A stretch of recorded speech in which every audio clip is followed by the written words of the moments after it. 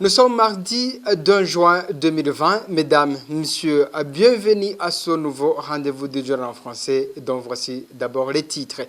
La couverture médiatique lors du triple scrutin est appréciée par le Conseil national de la communication, même si les médias publics ont été accusés de travailler pour le parti CNDD-FDD au pouvoir.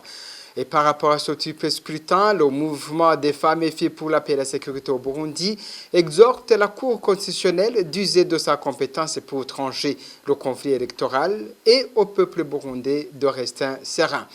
Et l'automédication est presque légale au Burundi et le recours de ceux qui ne sont pas accueillis à l'hôpital pour subir un test médical au Covid-19. Voilà pour les titres de ce journal.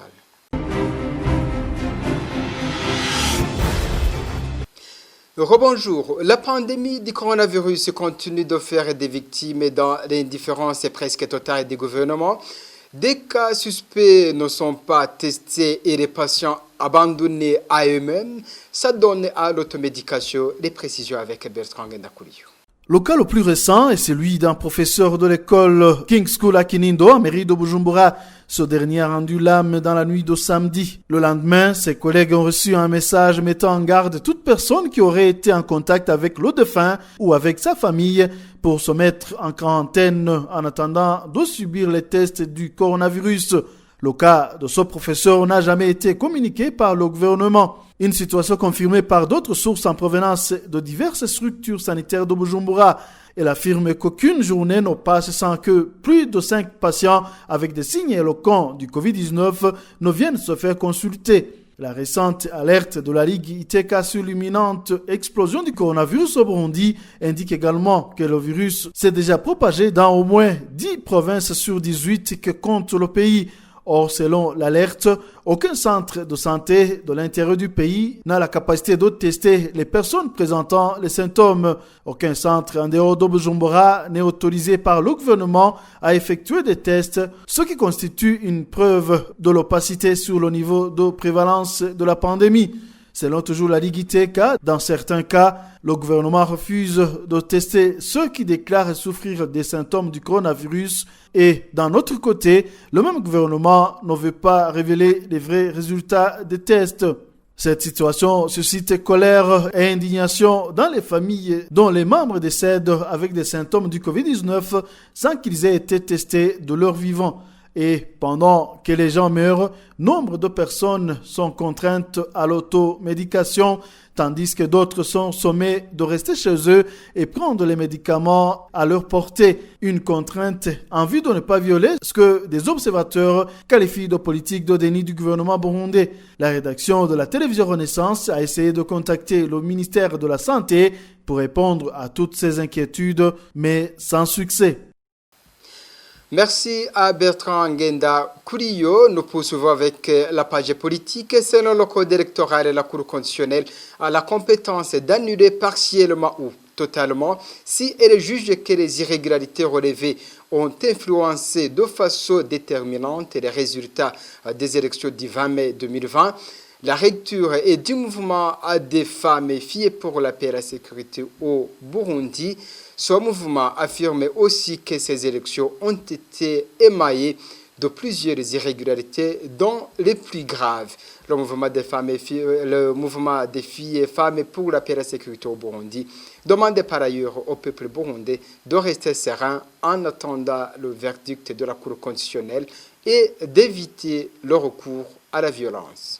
La plus spectaculaire aura été la proclamation et la publication des résultats sur base d'un brouillon, selon les dires du président de la Commission électorale nationale indépendante. Il aura fallu que les internautes constatent la publication de scores parfaitement identiques dans 3 circonscriptions pour que la CENI retire le dit brouillon de son site internet.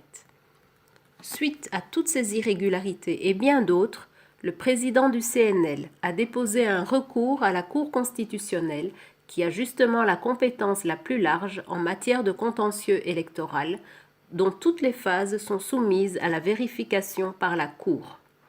Elle est en effet compétente, spécialement en vertu des articles 78, 79 et 81 du Code électoral, pour vérifier la régularité du scrutin tant en ce qui concerne son déroulement que le dépouillement et l'établissement des résultats.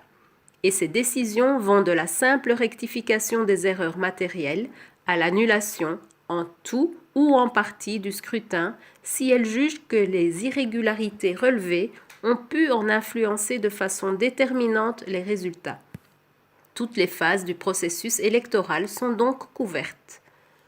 Le MFFPS et tous les Burundais attendent de la Cour qu'elle dise le droit en toute indépendance, que la voix exprimée par le peuple soit la seule proclamée. Dans l'attente de la décision responsable de la Cour constitutionnelle, le MFFPS invite les acteurs politiques à laisser de côté leurs intérêts personnels pour privilégier l'intérêt majeur de la nation. Il exhorte enfin la population burundaise à rester calme, sereine et vigilante et à ne céder à aucune incitation ou provocation à la violence. Et par rapport à ce triple scrutin, le Conseil national de la communication se réjouit du travail abattu par la synergie des médias.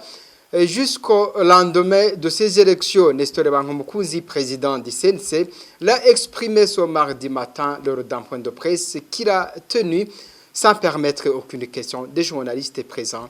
Suivez Nestor Bangomukunzi. Il a été décidé de couvrir en synergie l'ouverture de la campagne électorale et le triple scrutin du 20 mai 2020. La campagne électorale, proprement dite, a été couverte par les médias, chacun à sa manière, selon ses capacités. Le Conseil national de la communication avait recommandé aux médias publics de donner la parole à tous les candidats pour leur permettre de faire connaître leurs projets de société. Les médias privés avaient été encouragés à emboîter le pas à leurs confrères journalistes des médias publics. Et tout s'est passé comme prévu. 340 journalistes et techniciens représentant 49 médias ont participé à la synergie des médias au démarrage de la campagne électorale et le jour du scrutin. Ils ont été déployés pour informer le public sur le démarrage de la campagne et sur le déroulement du scrutin. Cette mission a été exécutée à un degré de professionnalisme et de sens de responsabilité très élevé. Pendant la campagne, chaque médium s'est organisé pour couvrir les différents concurrents et le public a pu suivre la conduite de la campagne par les candidats. Même si le président du CNC parle d'indépendance des médias lors du triple scrutin, les candidats dans ce scrutin ont dénoncé l'utilisation de la radio-télévision nationale du Burundi par le parti CNDD-FDD. Ce président du CNC est lui-même accusé de n'avoir pas la neutralité pendant cette période pour redresser les médias qui se sont montrés militants du parti au pouvoir. Les 4 reporters du journal Iwachu ont comparu mercredi le 6 mai 2020 devant les juges de la cour d'appel de Nahangwa en itinérance dans la province de Bubanza. Le procès a été mis en délibéré. Le verdict sera prononcé dans 3 jours. Ils sont au 225e jour d'incarcération. Ils ont été condamnés le 30 janvier de 2 ans et demi de prison et d'une amende d'1 million chacun par le tribunal de grande instance de Bubanza. Le siège a été constitué de Parfait Mouvouni comme son président et Witonzeri et Kaneza Clarisse, en même temps la présidente de grande instance de Bubanza. Le substitut du procureur à Bubanza, Namike Jean-Marie Vianney, lui, avait requis une peine d'emprisonnement de 15 ans. Pour rappel, ils ont été arrêtés le 22 octobre dernier à Bubanza. Ils se rendaient en commune de Musigati pour un reportage sur les affrontements qui opposaient des rebelles et les forces de l'ordre. Christine Kamikazi, Agnès Ndirubusa, Terence Mozenzi et J.D. Harerimana sont accusés de tentative d'atteinte à la sécurité intérieure de l'État. Le sujet devient de moins en moins tabou. Il s'agit des menstruations, communément appelées les règles chez les filles et les dames. Et le silence qui a longtemps entouré la question semble avoir des conséquences considérables sur la plupart des concernés, particulièrement les jeunes filles scolarisées. L'association SACODE a initié un programme d'accompagnement de ces dernières. Dr Jida Marlene Kaneza, coordonnatrice du projet Agateka au sein de l'association SACODE, parle des manques à gagner subis par les jeunes filles dans les études. Suivez. Ingaruka no nibaza ko nozishira mu mice nk'itatu hari ubwa mbere na mbere dufatiye ku bana bakiri mu mashuri. Je peux mettre les conséquences dans 3 catégories. Le manque de matériel au moment des menstruations cause l'absentéisme à l'école. Si nous considérons que le minimum de durée des règles est de 3 à 4 jours, cela signifie qu'elle va s'absenter de 3 à 4 jours chaque mois.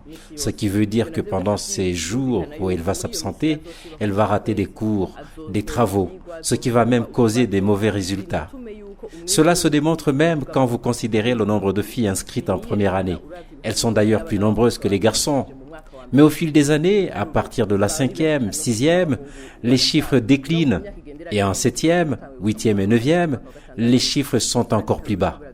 Mais en plus, étant donné qu'elles ont fait le même constat chez leurs grandes sœurs, il y en a qui se demandent à quoi ça sert de continuer à étudier. Et ils abandonnent ainsi l'école. Et l'abandon de l'école a lui aussi ses propres conséquences. Certaines sont entraînées dans la débauche, d'autres dans les mariages précoces, des grossesses non désirées, avec toutes les conséquences des grossesses non désirées que vous connaissez et qui peuvent même les tuer. Pour ce qui concerne les autres, qu'elles soient scolarisées ou pas, il y a des conséquences plus simples comme les infections, à savoir les infections urinaires ou les infections vaginales, ou encore ce qui peut arriver si une personne utilise un matériel inadéquat au moment des règles. Ce que je peux ajouter, c'est qu'en plus des infections de tout genre, il y a le manque d'estime de soi. Parce que quand une personne n'utilise pas le bon matériel, elle a une mauvaise odeur. À cause de cette mauvaise odeur, la personne elle-même se méprise, mais les autres aussi la mettent à l'écart, et d'autres finissent par être au courant. Voilà certaines conséquences dont je peux parler, mais elles sont plus nombreuses, en parlant surtout du manque d'estime de soi. Cela peut freiner la fille ou la femme à atteindre un autodéveloppement viable, comme elle le souhaitait. Et ainsi, même le pays y perd. Biranatuma yuko umukobwa canke umukenyezi adashaka kwiterambere rirama nkuko yavyifuza gutyo n'igihugu ugasanga kirahahombeye. Voilà, c'est ici avec ces droits des femmes que nous mettons en point final ce journal. Merci de l'avoir suivi. Au prochain rendez-vous.